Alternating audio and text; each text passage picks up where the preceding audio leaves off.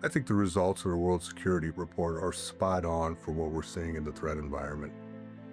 We had 2 hostile acts in New York City in the last 7 months. These hostile acts raise a concern for our high-ranking companies, both their executives, their facilities, and their employees. There's been a huge increase in the assessments after each one of these incidents. The assessment looks at all the threats and potential things that could happen to an executive as they're doing work throughout the course of a fiscal year. We look at all the threats, and then we try to establish what physical protection requirements that executive may have.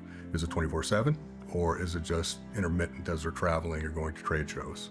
In the first 6 months of this year, we have done 5 times the assessments that we have done in any other fiscal year. People are just trying to learn about the threat. They're trying to protect their executives and their employees. In the 30 days following the December 4th incident, we provided executive protection services in all 50 states and 96 countries.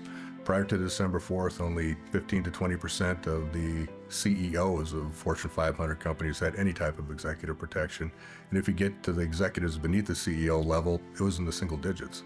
After December 4th and that incident, there's been a huge increase in demand for executive protection, and companies are much more open-minded. The key for any executive protection program is recruiting the right people in the first place. At Allied Universal, all of our executive protection operatives come from a law enforcement background, maybe the Secret Service or another government entity that required protection for a certain key person.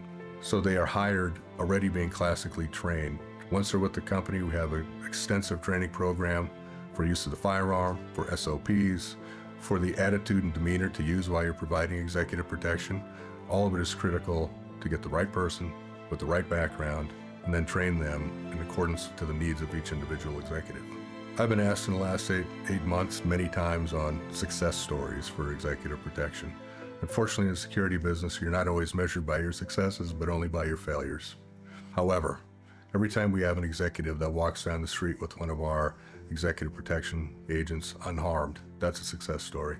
Every time we have a canine posted in the front of a building and all of the occupants in that building come to work and go home unharmed, that is a success story. So every time the people that we're getting paid to provide those services for come to work and go home unharmed, that's a success story.